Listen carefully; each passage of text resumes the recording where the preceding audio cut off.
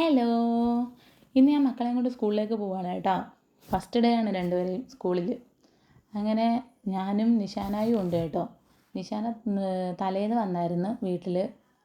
അങ്ങനെ ഞാനും നിഷാനായും അവന്മാരും സ്ഥിരം പോകുന്ന സിദ്ദീഖയുടെ ഓട്ടോയിൽ സ്കൂളിലേക്ക് പോവാണ്. അങ്ങനെ രണ്ടുപേരെയും വിചാരം എന്താണെന്നൊക്കെ അറിയാമല്ലോ. സ്കൂളിൽ പോകുന്നതെന്നല്ല രണ്ടുപേരും ചിന്ത, വേറെ എവിടെ പോകുന്നതെന്നാണ്. സ്കൂളിൽ ചെല്ലുമ്പോൾ എന്താവുമോ എങ്ങനെ ആവുമോ എന്നൊന്നും അറിയില്ല.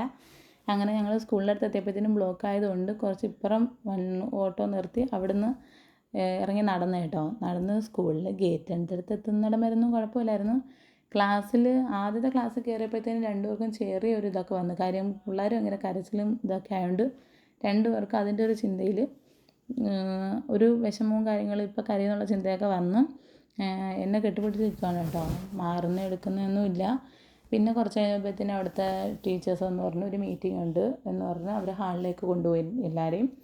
അവിടെ ചെന്ന് മീറ്റിങ്ങൊക്കെ തുടങ്ങാറായപ്പോഴത്തേനും അനിയനും സുൽത്താനയും കൂടെ വന്നു കേട്ടോ. സുൽത്താനയെ അവിടെ ആക്കിയിട്ട് അനിയൻ പോവുകയും ചെയ്തു. പിന്നെ ഞങ്ങൾ മൂന്നുപേരും കൂടെ മീറ്റിങ്ങൊക്കെ അറ്റൻഡ് ചെയ്ത് കഴിഞ്ഞ് ഞങ്ങൾ അവിടുന്ന് നേരെ താഴെ ക്ലാസ്സിലേക്ക് വന്നപ്പോഴത്തേനുമാണ് കേട്ടോ രണ്ടുപേരെയും സ്വഭാവന്മാർ ക്ലാസ് കണ്ടപ്പോഴത്തേനും പിള്ളേരെ കരച്ചിലും കേട്ടപ്പോഴത്തേനും പിന്നൊന്നും പറയാൻ വേണ്ടിയിട്ടില്ല. നിലവിളി തുടങ്ങി ദാണ്ട കിടക്കുന്നു. കരഞ്ഞ് നിലവിളിച്ച് അന്നേരം തോന്നി കേട്ടോ, വിളിച്ചുകൊണ്ട് പോയാലോ പഠിത്തമൊന്നും വേണ്ടാന്നൊക്കെ.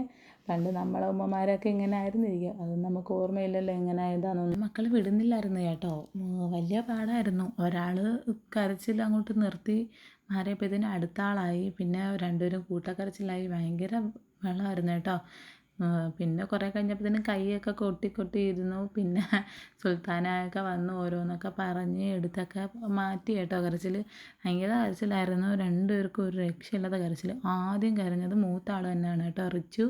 അത് കഴിഞ്ഞിട്ടാണ് ഇളയാൾ തുടങ്ങിയത്.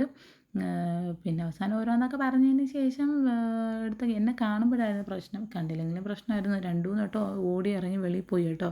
കുഞ്ഞുങ്ങൾ ഭയങ്കര കരച്ചിലായതുകൊണ്ട് നമുക്കും അത് കണ്ടിരിക്കാനുള്ള ഇതില്ല. അന്നേരം ചോദിച്ചേട്ടോ, പഠിത്തമൊക്കെ കണ്ടുപിടിച്ച് ആരാണോ എന്തോന്ന്. അങ്ങനെ പിന്നെ ടീച്ചേഴ്സ് കുറച്ച് കാര്യങ്ങളൊക്കെ പറഞ്ഞു കേട്ടോ. കാര്യം അവിടുത്തെ ഓരോ റൂൾസും കാര്യങ്ങളൊക്കെ ഉണ്ട്. അവിടെ വെജേ പറ്റത്തുള്ളൂ കേട്ടോ, അല്ലാതെ നമുക്ക് നോൺ വെജ് പറ്റത്തില്ല. അതൊക്കെ പറഞ്ഞു തന്നു. നോട്ട്ബുക്ക്, സ്കൂൾ ബസ്സിൻ്റെ ഒക്കെ കാര്യങ്ങൾ പറഞ്ഞു തന്നു. അപ്പോഴെല്ലാം കഴിയുമായിരുന്നു. പിന്നെ ഓരോന്നൊക്കെ പറഞ്ഞ് കരച്ചിലൊക്കെ നിർത്തി. പിന്നെ അവരെ പിടിച്ച് എടുത്തും വലിച്ചുകൊണ്ടാക്കിയൊക്കെ ഞാൻ ക്ഷീണിച്ച് ഒരു പരുവമായി. പിന്നെ ഇടയ്ക്കിടയ്ക്ക് ആൾ തിരിഞ്ഞു നോക്കുന്നുണ്ട് ഞാൻ അവിടെ ഉണ്ടോ എന്ന്. അങ്ങനെ ഞങ്ങൾ പിന്നെ 12 മണിയായപ്പോൾ അവിടെ നിന്ന് ഇറങ്ങി. റിച്ച് ലുക്ക് നാളെ സ്കൂളിൽ വരുന്നോ?